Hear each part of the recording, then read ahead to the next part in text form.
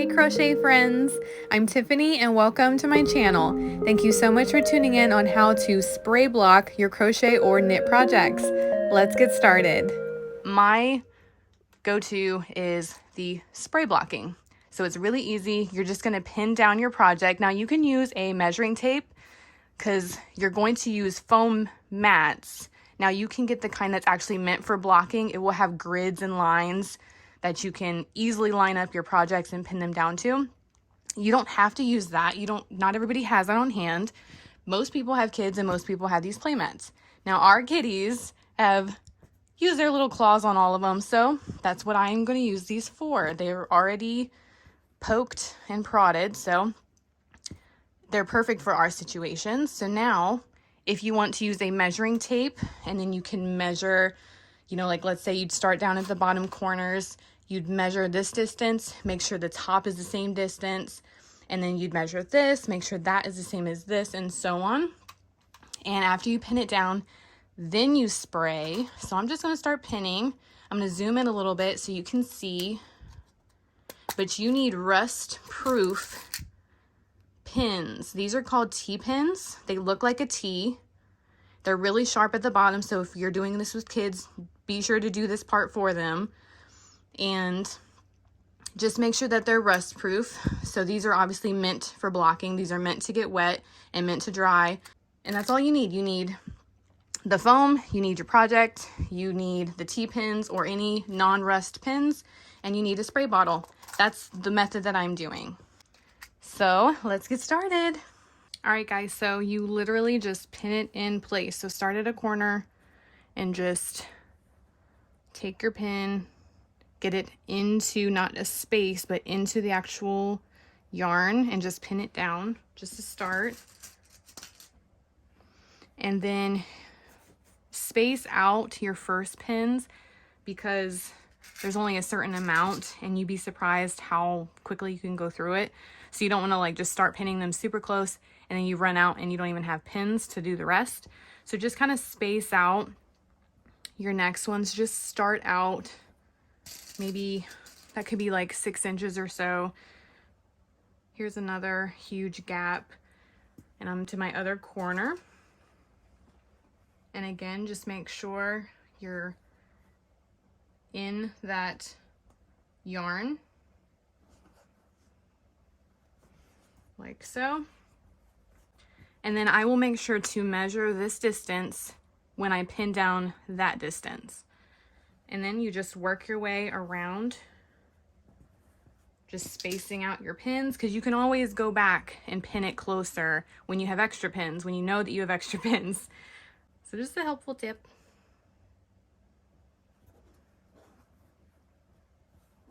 And you can pull on your project to get it, adjusted to make sure that you're making the right straight edges. You're just correcting the shape.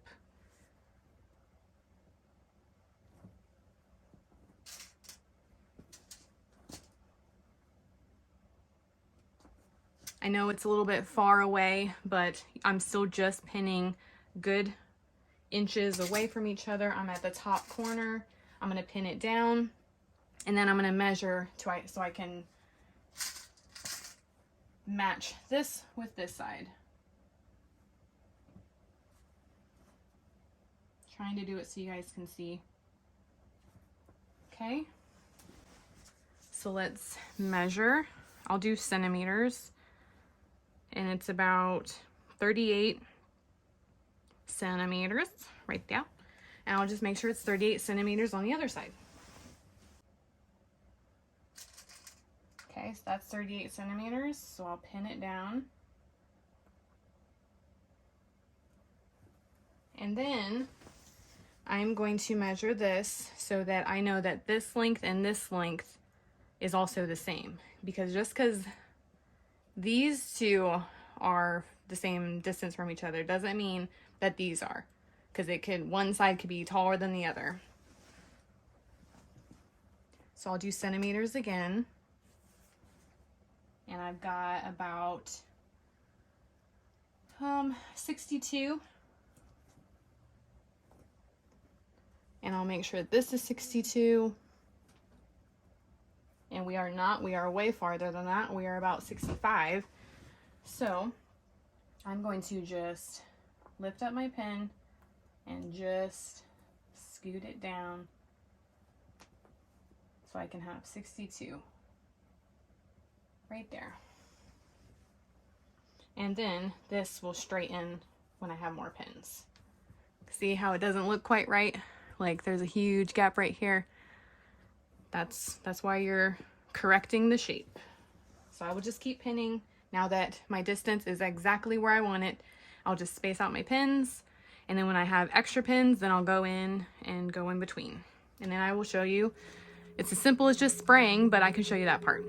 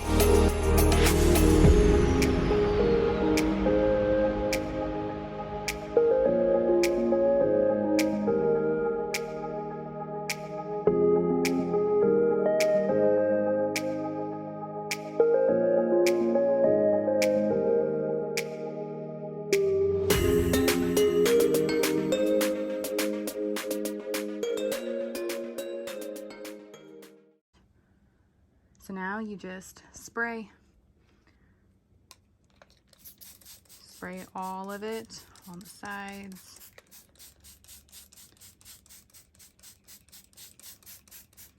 All over. And that's all you do. You just wait for it to dry now. And that could be a solid day. It'll be longer than that if you do the other method of wet blocking. It shouldn't take as long if you do the steam blocking. Warm water dries faster. But yeah, that's all you do. So I will show you when I take all the pins out and how straight it is. Should have got a before and after shot. Maybe I'll steal a thumbnail from the video. So hopefully that helps you guys. So I'll see you when it's all dry. All right guys, so it is a new day. It only took about 8 hours to dry.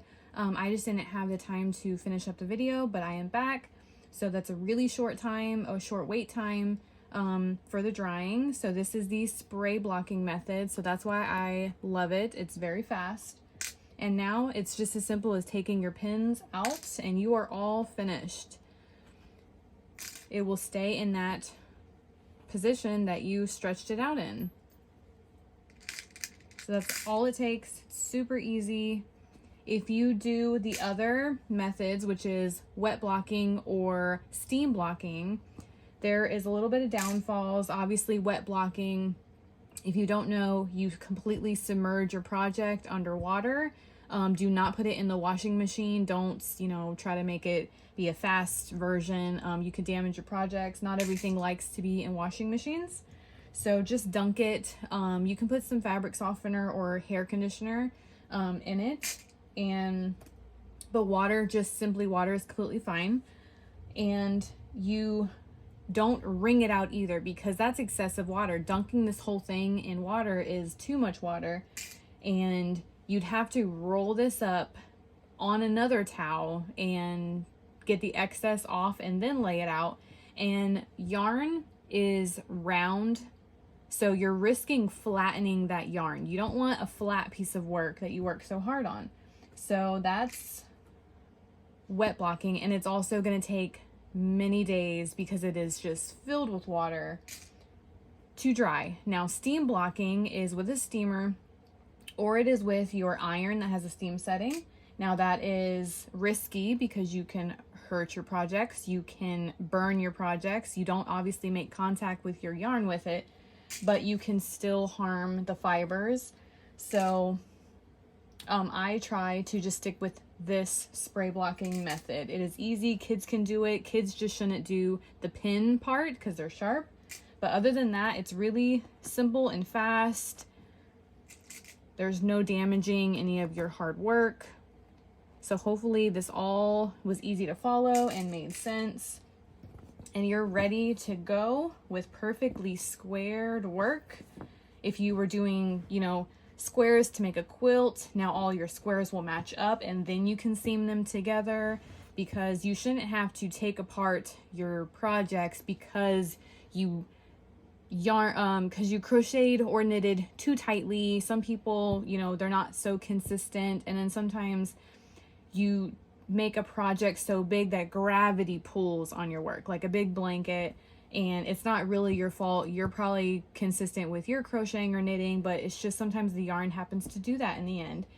This is mosaic crochet, so it's a little intimidating, but as long as you get the hang of it, it comes naturally. So I will post that hopefully soon to show you how to do that if you're interested, because there's nothing like somebody teasing you with a project in front of you. I'm teaching you spray blocking, but you're like, wait, what's this stitch? So keep a lookout for that video in the future, and don't forget to like and comment and subscribe and all those good things, and happy blocking your projects. Bye, crochet friends.